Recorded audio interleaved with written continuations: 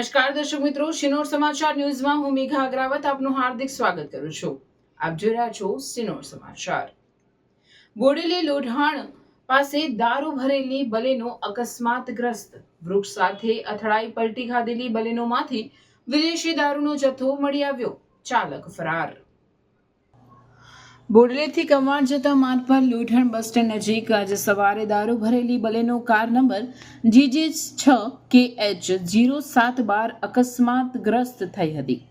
ગાડી નિયંત્રણ ગુમાવી વૃક્ષ સાથે અથડાતા પલટી ખાઈ ગઈ હતી.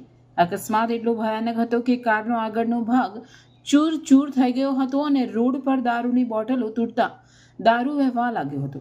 મોડાસા ચોકડીથી આશરે 2 કિલોમીટર દૂર બનેલી આ ઘટના એવા માર્ગ પર બની છે જે દારૂની હેરાફેરી માટે વારંવાર ઉપયોગમાં લેવાય છે અને બોડેલીને કવાંટ સાથે જોડે છે.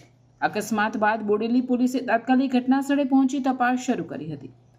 કારમાંથી મળી આવેલી બોટલોના આધારે અનુમાન છે કે બલેનોમાં ગુજરાત પ્રતિબંધિત વિદેશી દારૂ ભરેલો હતો. અકસ્માત બાદ કારનો ચાલક સ્થળ પરથી ફરાર થઈ ગયો હતો. પોલીસે કાર અને દારૂનો મુદ્દામાલ કબજે લઈ વધુ તપાસ હાથ ધરી છે. રિપોર્ટર વિરેન્દ્રસિંહ દેસાઈ, સિનોર સમાચાર ન્યૂઝ, બોડેલી, છોટાઉદેપુર.